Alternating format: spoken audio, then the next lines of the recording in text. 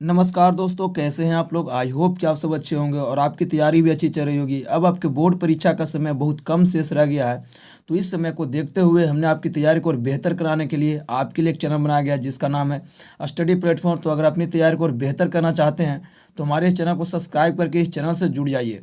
तो चलिए दोस्तों, आज के इस वीडियो में हम लोग पढ़ने वाले हिंदी के कुछ महत्वपूर्ण ऑब्जेक्टिव प्रश्नों को जो आपकी एग्जाम की दृष्टि से काफ़ी इंपॉर्टेंट है। तो वीडियो को बिना स्किप के वीडियो को लास्ट देखेगा और अगर वीडियो पसंद आए तो वीडियो को लाइक कर दीजिएगा। तो चलिए, हमारा सबसे पहला प्रश्न है कि निम्नलिखित वाक्यों में कौन सा वाक्य शुद्ध है। हमें बताना है कि निम्नलिखित वाक्यों में से कौन सा वाक्य है जो शुद्ध दिया हुआ है। तो इसका राइट ऑप्शन हो जाएगा ऑप्शन ए, आपके दर्शन कब होंगे। ये वाक्य बिल्कुल शुद्ध दिया हुआ है। तो चलिए, हमारा अगला प्रश्न है जिसमें पूछा गया हमसे कि हाथ साफ करना मुहावरे का सही अर्थ क्या है। तो हाथ साफ करना मुहावरे का सही अर्थ क्या हो जाएगा। तो इसका राइट ऑप्शन क्या हो जाएगा। तो इसका राइट ऑप्शन हो जाएगा ऑप्शन सी, हाथ साफ करना का मतलब होता है चोरी करना। तो चलिए, हम अगले प्रश्न की ओर बढ़ते हैं जिसमें पूछा गया हमसे कि निम्नलिखित शब्दों में कौन सा शब्द शुद्ध है। तो निम्नलिखित शब्दों में से कौन सा शब्द शुद्ध है। तो राइट ऑप्शन सी हो जाएगा हितैषी लिखा हुआ सी में, जो बिल्कुल शुद्ध लिखा हुआ है। तो चलिए, हमारा अगला प्रश्न है कि अंतिम में कौन सा प्रत्यय है। तो अंतिम में कौन सा प्रत्यय है। तो राइट ऑप्शन सी हो जाएगा ईम है, जो अंतिम में प्रत्यय है। तो चलिए, हमारा अगला प्रश्न है कि अष्टाध्यायी में कौन सा समास है। तो अष्टाध्यायी में कौन सा समास है।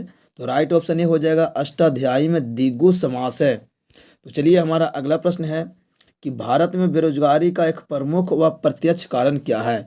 तो भारत में बेरोजगारी का एक प्रमुख और प्रत्यक्ष कारण क्या है। तो राइट ऑप्शन सी हो जाएगा जाति प्रथा। तो चलिए, हम अगले प्रश्न की ओर बढ़ते हैं जिसमें हमसे पूछा है कि पेड़ का कमरा किसकी रचना है। तो पेड़ का कमरा किसकी रचना है। तो राइट ऑप्शन ये हो जाएगा विनोद कुमार शुक्ल की। क्या हो जाएगा, विनोद कुमार शुक्ल की। तो चलिए, हमारा अगला प्रश्न है कि बी आर नारायण ने किस कहानी का अनुवाद किया। तो बी आर नारायण ने किस कहानी का अनुवाद किया है। तो राइट ऑप्शन बी हो जाएगा दही वाली मगम्मा का। क्या हो जाएगा, दही वाली मगम्मा का अनुवाद किए हैं। अगला प्रश्न है कि कवित्री अनामिका का जन्म कब हुआ। तो कवित्री अनामिका का जन्म कब हुआ। तो राइट ऑप्शन ये हो जाएगा 1961 ईस्वी में अनामिका का जन्म हुआ था। तो चलिए, हमारा अगला प्रश्न है कि घनानंद की भाषा क्या है। तो घनानंद की भाषा क्या है। तो राइट ऑप्शन बी हो जाएगा ब्रज भाषा है घनानंद की। तो चलिए, हमारा अगला प्रश्न है कि किसके अनुसार सेनों ने सिद्धांतों को भी बदल दिया था। तो किसके अनुसार सेनों ने भी सिद्धांतों को ही बदल दिया था। तो राइट ऑप्शन भी हो जाएगा खोखा के अनुसार।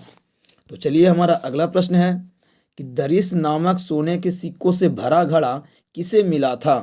तो राइट ऑप्शन से हो जाएगा वारेन हेस्टिंग्स को मिला था। तो चलिए, हमारा अगला प्रश्न है कि ढहते विश्वास किस भाषा से अनुदित है। तो ढहते विश्वास जो कहानी है वो किस भाषा से अनुदित है।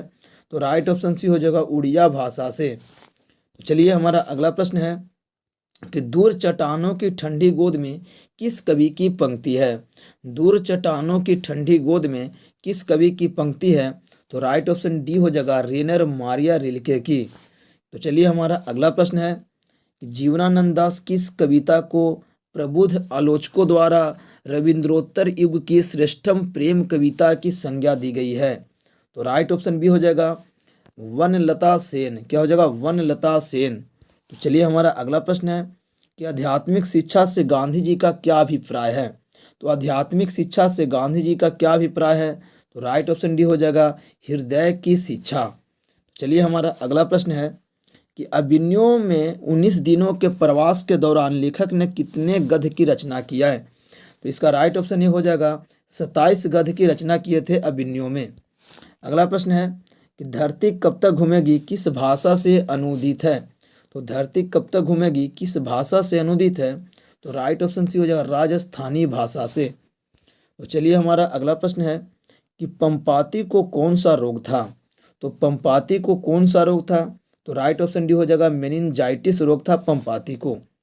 अगला प्रश्न है कि बीरेन डंगवाल को किस कृति के लिए साहित्य अकादमी पुरस्कार मिला है।